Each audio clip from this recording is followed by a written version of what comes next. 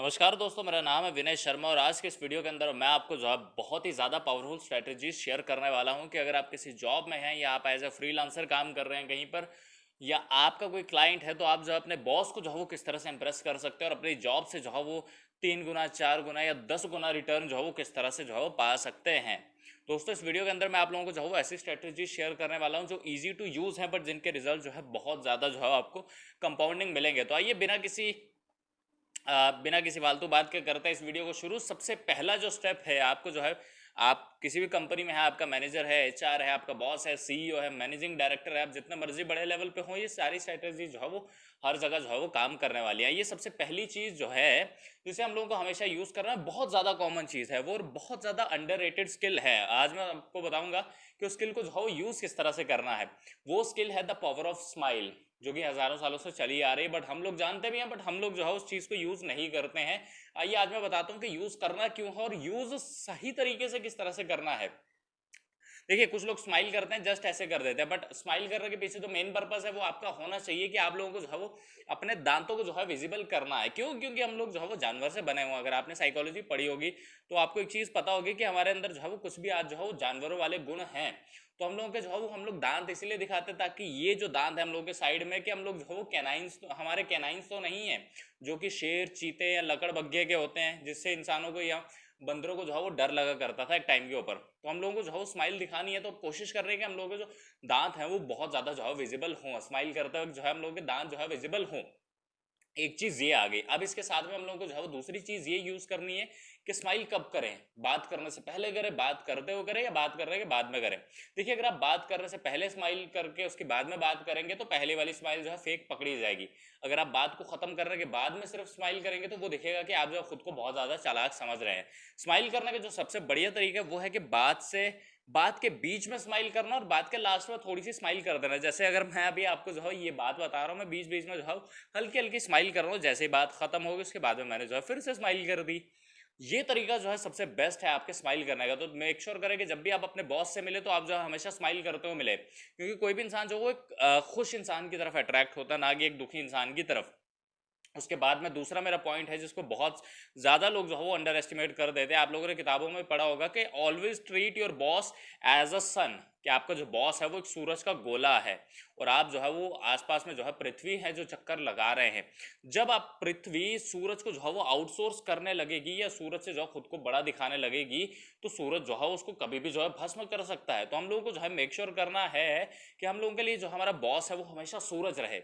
आप जब भी किसी के पास जा रहे हैं तो बॉस को बोलिए कि मेरे को आज बॉस ने ये सिखाया, मेरे को आज बॉस ने वो सिखाया, मेरे को आज बॉस ये सिखा रहे हैं, ये सिखा रहे हैं, ये सिखा रहे हैं। आपकी जबान के ऊपर जो है वो एक ही नाम होना चाहिए, आपके बॉस का, आपके बॉस का, आपके बॉस का, आपके बॉस का।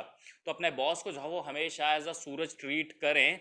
जो आपका बॉस जो है वो आपकी रोजी रोटी जो है वो चला रहा है। कभी भी अगर आपके पास में कोई टैलेंट है तो उसको कभी भी ऐसा मत शो करें कि आपके पास में जो आपके बॉस से ज़्यादा टैलेंट है, आप अपने बॉस से ज़्यादा सेल्स क्लोज कर सकते हैं, आप अपने बॉस से बढ़िया प्रेजेंटेशन दे सकते हैं। देखिए, अगर आपके बॉस के दिमाग में ये बात आ गई कि इंसान का टैलेंट जो है मेरे से ज़्यादा है, तो हमेशा याद रखिएगा कि आपका बॉस जो है वो आपको नौकरी से निकाल सकता है, क्योंकि जलन जो है वो ज़्यादा अगर हावी हो गई एज़ कम्पेयर टू उसके प्रॉफिट के सामने, ईगो इश्यूज आ गए, तो आपका जो है वहाँ पर बच पाना जो है बहुत ज़्यादा मुश्किल है।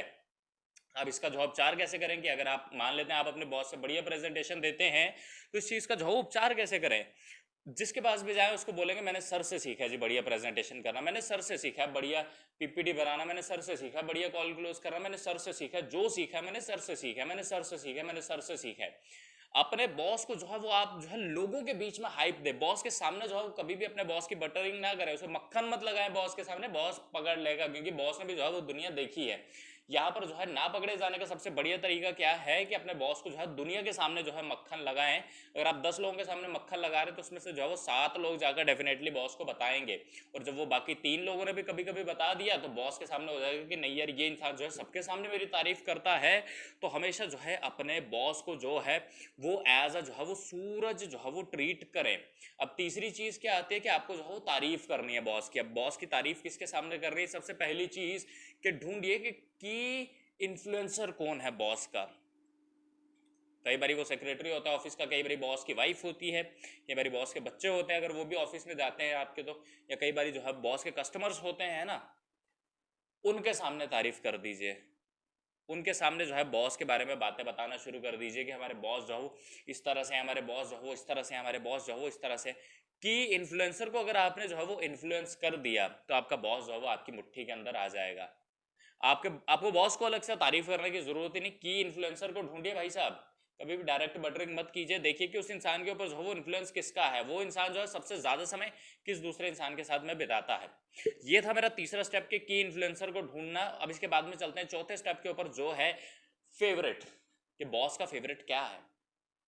कई बार अगर आपका बॉस के साथ जो है वो अच्छा रिश्ता बैठ जाता है तो पूछिए कि सर आपके फेवरेट गाने कौन से हैं, आपकी फेवरेट मूवीज कौन सी हैं, आपके फेवरेट स्पोर्ट्स पर्सन कौन से हैं, आपके फेवरेट वो कौन से, आपके फेवरेट वो कौन से हैं। उसके बाद में जाइए और इन चीज़ों के अंदर जो है वो एक्चुअल में इंटरेस्ट लीजिए। अगर बॉस बोलता है कि मेरे को जो है वो क्रिकेट में बहुत ज़्यादा इंटरेस्ट है, तो घर जाइए, क्रिकेट देखिए, मैचेस देखिए उसके, और अगले दिन आकर बॉस के साथ जो है एक्सपीरियंस शेयर करिए। बोलिए मैं बहुत कुछ मिस कर रहा था सर, पर आपने बता दिया, अब तो मेरे को भी क्रिकेट देखना अच्छा लगता है जी। उसके बाद में वो जो इंसिडेंट्स हुआ उसके बारे में जो है बॉस से बात करना शुरू कर दीजिए। देखिए दुनिया के अंदर कोई भी इंसान जो है वो इसको डायरेक्ट बटरिंग नहीं कह सकता। क्यों? क्योंकि दुनिया के अंदर इससे बड़ी कोई बात नहीं हो सकती कि आप जो हो किसी और इंसान की सोच को बदल दे। और आपके बॉस के दिमाग में इस वक्त क्या जा रहा है कि ये इंसान पहले क्रिकेट नहीं देखता था और मैंने जो है वो इसकी सोच को बदल के इसको जो है क्रिकेट के अंदर इंटरेस्टेड बना दिया।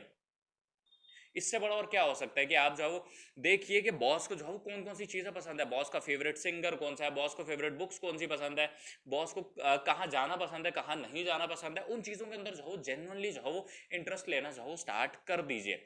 अब इसके बाद में पांचवी चीज़ है रिकमेंडेशन। जिंदगी में कोई प्रॉब्लम आती है तो अपने बॉस के पास जाइए, उनको बोलिए सर आपसे एक सलाह चाहिए थी, बहुत ज़्यादा मुश्किल परिस्थिति में हूँ। बॉस से रिकमेंडेशन मांगिए। हर एक इंसान जो वो सलाह देगा आपको डेफिनेटली। और उसके बाद में जो है रिकमेंडेशन के ऊपर अमल कीजिए और बॉस को जाकर जेन्युइन फीडबैक दीजिए कि सर आपकी प्रॉब्लम ने ये सोल्यूशन दिया।